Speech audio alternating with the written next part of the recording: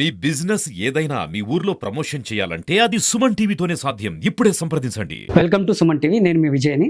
ఇటీవల జరిగిన సార్వత్రిక ఎన్నికల్లో టీడీపీ ఘన విజయం సాధించిన విషయం మీకు తెలిసిందే. సో ఇప్పుడు మనతో పాటు రాష్ట్ర మైనార్టీ ఉపాధ్యక్షులు ఎస్ఏ మస్తాన్ గారు మనతో పాటు ఉన్నారు. సార్ నమస్తే సార్. నమస్తే అండి. బాగున్నారా? సార్, ఈ 15 ఏళ్ల తర్వాత టీడీపీ పార్టీ జెండా రెపరెపలాడింది ఇక్కడ మదనపల్లిలో. దీని పట్ల మీరు ఎలా హర్షం వ్యక్తం చేస్తున్నారు? ఈ ఒక్క విజయము ముందుగానే ఊహించిన విజయమే. ఇది అనుకోని విజయం అయితే కాదు, ముందుగా ఊహించిన విజయమే. ఎందుకంటే ఈ విజయాన్ని చేకూర్చింది ముఖ్యంగా వైఎస్ఆర్సీపీ పార్టీ మాకు. ఎందుకంటే వారు 5 ఏళ్ల పాటు పరిపాలించిన పరిపాలన ఈ రాష్ట్ర ప్రజలు ఏ విధంగా అసహించుకున్నారు, ఏ విధంగా ఈ రాష్ట్ర ప్రజలు సఫర్ అయ్యారు, ఏ విధంగా అభివృద్ధి లేకుండా ఈ రాష్ట్రం కుంటుపడింది అనే దాని మీద ముందుగానే మేము ఊహించాము. ఈ రాష్ట్రంలో తెలుగుదేశం పార్టీ ఘన విజయం సాధిస్తుంది ఖచ్చితంగా అని. కాకపోతే మేము ఊహించిన దానికన్నా ఎక్కువ శాతము ప్రజలు మాకు పట్టం కట్టారు. మదనపల్లి విషయానికి వస్తే కార్యకర్తల ఒక దృఢమైన సంకల్పంతో పనిచేయడం జరిగింది. ఎందుకంటే దాదాపు 15 ఏళ్ళ నుంచి మాకు ఎమ్మెల్యే లేడు మదనపల్లికి. 2014-19లో అధికారం ఉన్నప్పటికీ ఎమ్మెల్యే లేకుండా పోవడము, మనకి కావాల్సినటువంటి ఒక లీడరు ఎందుకంటే మనకి మేనేజ్మెంట్ చేయడానికి ఒక నేతని లేకపోవడము, కార్యకర్తల్లో కూడా చాలా మనోధైర్యం దెబ్బతీసింది. కాబట్టి ఈసారి గ్రూపులకు అతీతంగా ఎవరికైనా టికెట్ ఇచ్చింది ఎమ్మెల్యేని గెలిపించాలన్న చిత్తశుద్ధితో కార్యకర్తలు పనిచేయడం జరిగింది. అలాగే దానికి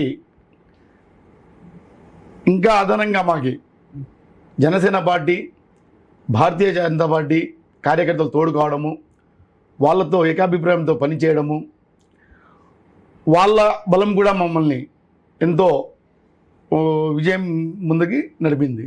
ఓకే సార్. సార్, ప్రజల్లో చూసుకున్నట్లయితే ఇంత ఆదరణ టీడీపీ పట్ల ఎలా వచ్చింది? 2000 ఇప్పుడు మనకి ఉమ్మడి ఆంధ్రప్రదేశ్ విడిపోయిన తర్వాత 2000 మనం ముత్త చేతులు దాదాపు 15,000 కోట్ల లోటు బడ్జెట్తో ఈ రాష్ట్రం వచ్చిన తర్వాత 2014 నుంచి 19 వరకు కేంద్ర ప్రభుత్వంతో ఒక ఒప్పందంతో ఏ విధంగా ఈ రాష్ట్రానికి నిధులు తెచ్చాము, ఒట్టి చేతులతో ఉన్న ఈ రాష్ట్రాన్ని ఆదాయం పెంచుకోవడంలో అయితేనేమి, అభివృద్ధిని నడపడం అయితేనేమి, సంక్షేమ కార్యక్రమంలో నడపడంలో అయితేనేమి, సంక్షేమ కార్యక్రమం ప్రజలకు ఇవ్వడంలో అయితేనేమి, అలాగే నిరుద్యోగులకి ఉద్యోగాలు కల్పించే భరోసాతో కొన్ని కంపెనీలు ఈ రాష్ట్రానికి తేవడము 2019 వరకు చేయడం జరిగింది.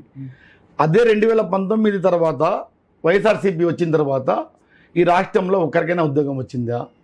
పోనీ భవిష్యత్ తరాల కోసమైనా ఉద్యోగ అవకాశాలు వచ్చే విధంగా కంపెనీలు ఏమైనా వచ్చాయా?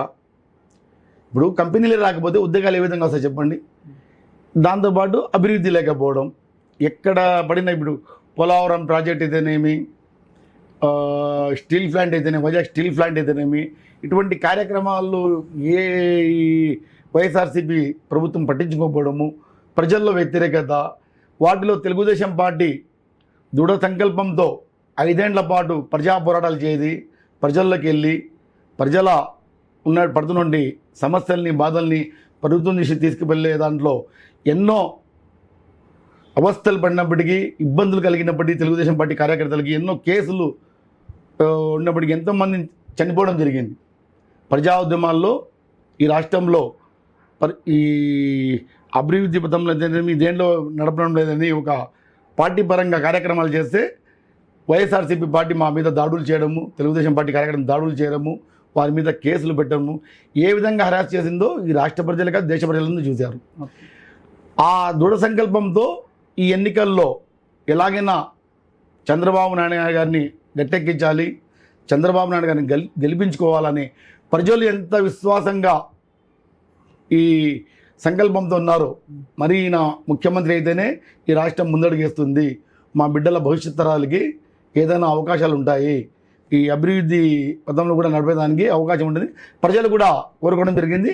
దాంతోపాటు Telugu Desam party, Janasena party, Bharatiya Janata party కార్యకర్తలు వాళ్ళ సంకల్పంతో పనిచేయడంతో అధికారం చేర్చుకోవడం జరిగింది. Okay sir. సార్ మదనపల్లిలో చూసుకున్నట్లయితే ముఖ్యంగా టీడీపీ వాళ్ళు ఒక మేనిఫెస్టో పెట్టారు మదనపల్లికి మాత్రమే. సో మీరు మొట్టమొదటిగా చేసే అభివృద్ధి ఏంటి ఆ మేనిఫెస్టోలో? అంటే మదనపల్లి జిల్లా చేస్తా అని చెప్పారు, ట్రాఫిక్ నియంత్రణ అని చెప్పారు, తర్వాత కంపెనీస్ తెస్తా అని చెప్పారు. సో అలా కొన్ని చెప్పారు కదా, దాంట్లో ఫస్ట్ మీరు చేసే పని ఏంటి?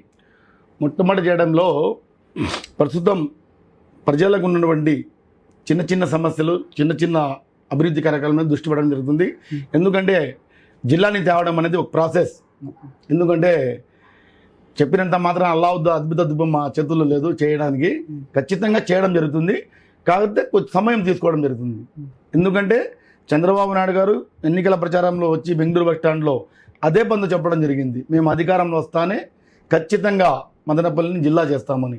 ఎందుకంటే ఆయన చెప్పిన మాట ప్రకారము ప్రాసెస్ ఏ విధంగా ఉంటాయి, జిల్లా చేయడానికి ఎటువంటి ప్రాసెస్ ఉన్నాయి, అవన్నీ చేయడానికి సమయం పడుతుంది. కాబట్టి ఖచ్చితంగా జిల్లా అయితే ఇవ్వడం జరుగుతుంది. కంపెనీలు కూడా, ఎందుకంటే ఇప్పుడు మాకున్నటువంటి ఎమ్మెల్యే గారు షాజాన్ బజారు గతంలో ఎమ్మెల్యేగా పనిచేసిన అనుభవం ఉండడంతో ఆయన కూడా ఈ ప్రాంత అభివృద్ధికి కంపెనీలు తేవాలా, ఈ ప్రాంతంలో ఉన్నటువంటి నిరుద్యోగులకి ఉద్యోగ అవకాశం కల్పించాలా అనే ఉద్దేశంతో ఒక అవగాహన ఉంది కాబట్టి ఖచ్చితంగా చేస్తారు. సార్ ముఖ్యంగా మదనపల్లిలో నిరుద్యోగులు ఎక్కువ ఉన్నారు, నిరుద్యోగ యువత. ఇట్లా చూసుకున్నట్లయితే మనం మదనపల్లి సెంటర్ ఇది, ఇలా తీసుకున్నట్లయితే బెంగళూరు దగ్గర ఉంది, ఇలా చూసుకున్నట్లయితే చెన్నై దగ్గర ఉంది. సో ప్రజెంట్ మీరు మేనిఫెస్టోలో చెప్పినట్టు అక్కడి నుంచి ఉన్న కంపెనీలు ఏమైనా ఇక్కడ తెచ్చే అవకాశం ఏమైనా ఉందా? చూడండి, భరోసా కల్పిస్తే కొత్త కంపెనీలు పెట్టే అవకాశాలు కూడా ఉన్నాయి. ఎందుకంటే ఇప్పటికే మనకి ఇప్పుడున్న ప్రతిపక్షం అయితే ఏమంటుందంటే కంపెనీలు తీసుకురావాలంటే ఇక్కడ ఖచ్చితంగా వాటర్ ఉండాలి అంటున్నారు. సో ఆ వాటర్ కూడా ఉన్నాయా? కంపెనీ తెచ్చే అవకాశం? ఖచ్చితంగా వాటర్ సోర్స్ మీద దృష్టి పెడతాము. ఎందుకంటే పోలవరం ప్రాజెక్టు పూర్తి అయిపోయిన తర్వాత ఇప్పుడు మాకు హంద్రీనివా ఏదైతే ఈ వైఎస్ఆర్సీపీ ప్రభుత్వము తమ ఆదాయాల కోసము ఈ హంద్రీనివాని పూర్తి చేయకుండా నిర్లక్ష్యంగా వాటిలో నీళ్ళు రాకుండా చేయడం జరిగింది. మాకు ఆ హంద్రీనివాలో కూడా నీళ్లు తెప్పించి ఇస్తామని చంద్రబాబు నాయుడు గారు చెప్పడం జరిగింది.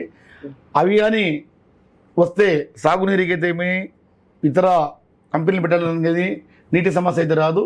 ఖచ్చితంగా వాటర్ సోర్స్ మీద కూడా తెలుగుదేశం పార్టీ ఖచ్చితంగా దృష్టి పెడుతుంది.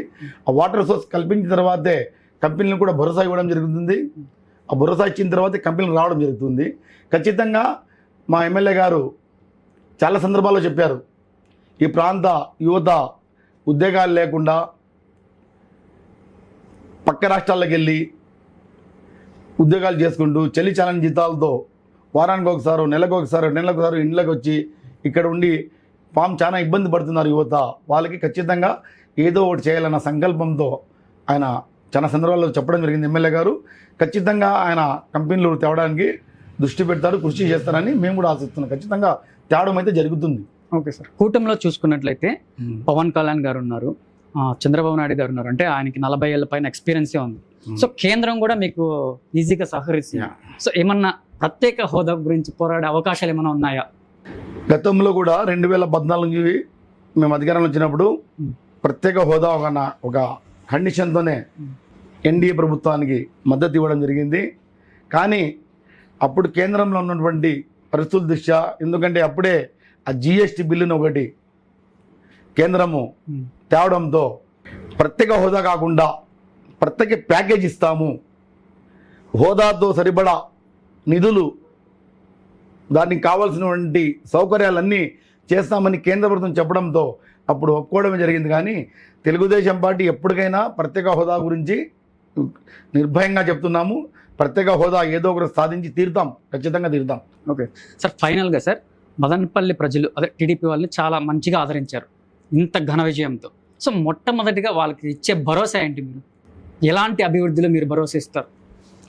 ఇప్పుడు పట్టణాల్లో చూసుకుంటే అయితేనేమి, పల్లె ప్రాంతాల్లో చూసే మండలాల్లో చూసుకుంటేనేమి అభివృద్ధి 5 ఏళ్ల నుంచి ఎటువంటి అభివృద్ధి చేయకపోవడము.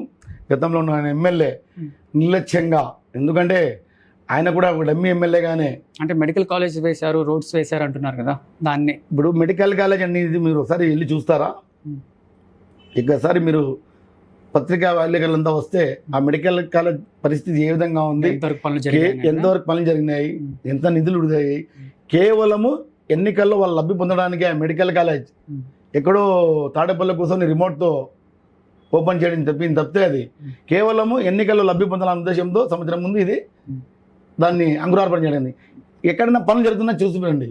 ఖచ్చితంగా ఈ ప్రభుత్వంలో, మా ప్రభుత్వంలో మెడికల్ కాలేజీని అభివృద్ధి చేస్తాం, మెడికల్ కాలేజ్ కావాల్సిన నిధులు తెస్తాం, వాటికి కావాల్సిన వసతుల్ని ఒక మల్టీ కార్పొరేట్ హాస్పిటల్ స్థాయిలో ఈ మెడికల్ కాలేజీని చేయాలని మా ఎమ్మెల్యే షజాన్ బషార్ కూడా దృఢ సంకల్పంలో ఉన్నారు. ఖచ్చితంగా వాటికి కావాల్సిన నిధుల్ని, వాటికి కావాల్సినటువంటి సౌకర్యాలని మన చిత్తూరు జిల్లాలో, ఉమ్మడి చిత్తూరు జిల్లానే కాకుండా రాయలసీమలోనే ఒక ప్రసిద్ధిగాంచిన మెడికల్ కాలేజ్గా దీన్ని అభివృద్ధి చేయడానికి నిధులు తేవడం జరుగుతుంది. అదే ప్రజలకి మీరు ఎలాంటి భరోసా ఇస్తారు? ఖచ్చితంగా ఇప్పుడు ప్రస్తుతం ఉండండి, మేము ఒక ప్రజలకు ఉండండి మౌలిక వసతులు ఏముండాయి, ఏ రోజుగారు సమస్య ఏముండి వాటిని పరిష్కరించే ఈరోజు మీరు చూస్తున్నారు. మొన్న పడుతున్న చిన్నవాటి వర్షాలతోనే పట్టణం ఏ విధంగా జలమయం అవుతుందో. ఇప్పుడు మేము కూర్చున్న వీధి కూడా కొద్దిపాటి వర్షం వస్తే కాలువలు పొంగగా, కాలువలు బ్లాక్ అయిపోయి నీళ్ళు ఎక్కడ పడితే అక్కడ రోడ్ల పాలవుతుంది. ఫస్ట్ దృష్టి పెట్టాల్సింది ఈ మౌలిక వసతుల గురించి దృష్టి పెట్టాలి. ఎందుకంటే ప్రజలు నిత్యం ప్రతిరోజు పడే ఇబ్బందులు, వాటి మీద ఈ ప్రభుత్వం దృష్టి పెట్టడం జరుగుతుంది. కావాల్సిన ప్రజలకి కావాల్సిన కూడు, గుడ్డ, నీరు, రోడ్ల అభివృద్ధి, కాలువల అభివృద్ధి, శానిటేషన్ గురించి ఫస్ట్ దీని మీద దృష్టి పెట్టడం జరిగింది. తర్వాత దీని మీద దృష్టి పెట్టి ప్రజలకి ఒక భరోసా కల్పించిన తర్వాత ఈ ప్రభుత్వానికి మేము ఓటేసిన దానికి, తెలుగుదేశం పార్టీకి ఓటేసిన దానికి మేము ఈరోజు హ్యాపీగా ఫీల్ అవుతున్నామన్న తర్వాత తెలుగుదేశం పార్టీ ఏవైతే ఎన్నికల మేనిఫెస్టోలో హామీలు ఇవ్వడం జరిగిందో అవన్నీ 100% చేయడం జరుగుతుంది. చేసిన తర్వాత మళ్ళీ ఎన్నికలు పోతాం. కానీ వైఎస్ఆర్సీపీ మాదిరిగా జిమ్మికులు చేసి రిమోట్ కంట్రోల్తో రాష్ట్రాన్ని పరిపాలించినట్టు తెలుగుదేశం పార్టీ పరిపాలించదు. ప్రజల్లోనే ఉంటాము. ఏ అభివృద్ధి చేసినా ప్రజలతోనే భాగస్వాములై అభివృద్ధి కార్యక్రమాలతో వాళ్ళతోనే ఓపెనింగ్ చేయిస్తాము. అంతే తప్ప ఎక్కడో గతంలో ప్రభుత్వం చేసినట్టు రిమోట్ పరిపాలన అయితే చేయబోము. ఇదైతే మేము ప్రజలకి ఖచ్చితంగా భరోసా ఇవ్వగలుగుతున్నాం. Okay sir. గతంలో చూసుకున్నట్లయితే ప్రతిపక్షం, అదే వైసీపీ వాళ్ళు, ప్రతి ఒక్క ఎమ్మెల్యే వాళ్ళు ఇంటికి వెళ్ళి ఏం సమస్యలు ఉన్నాయని కనుక్కునేవారు గెలిచిన తర్వాత. అలా మీరేమైనా చేసే ఏమన్నా ఉన్నాయా? అంటే ప్రతి ఇంటికి వెళ్ళి సమస్య కనుక్కునే విషయం ఏమన్నా అలా ఏమన్నా ఉన్నాయా? వెళ్ళడం ఒక లాజిక్. ఎందుకంటే వాళ్ళు ఎందుకు గడప గడప ప్రోగ్రాం పెట్టుకోవడము, అది పార్టీ పరంగా అయితే ప్రభుత్వ పరంగా అయితేనే వెళ్ళడం సరే. సమస్యలు తెలుసుకోవడం కాదు ముఖ్యం, సమస్యలు తీర్చగలిగినారా? ఒకవేళ సమస్యలు తీర్చగలిగింటే మీరు ఈ రాష్ట్రంలో ఇటువంటి చేదు అనుభవం మీకు ఎదురయ్యేదా? ఎందుకంటే గడప గడపకి ప్రోగ్రాం అనేది ఒక ఫేక్ ప్రోగ్రామ్. ఓకే సార్, మంచిది సార్. ఇంకా మీరు అభివృద్ధి బాటలో సాగాలని కోరుకుంటున్నాం సార్. థ్యాంక్ యూ అండి. నమస్కారం.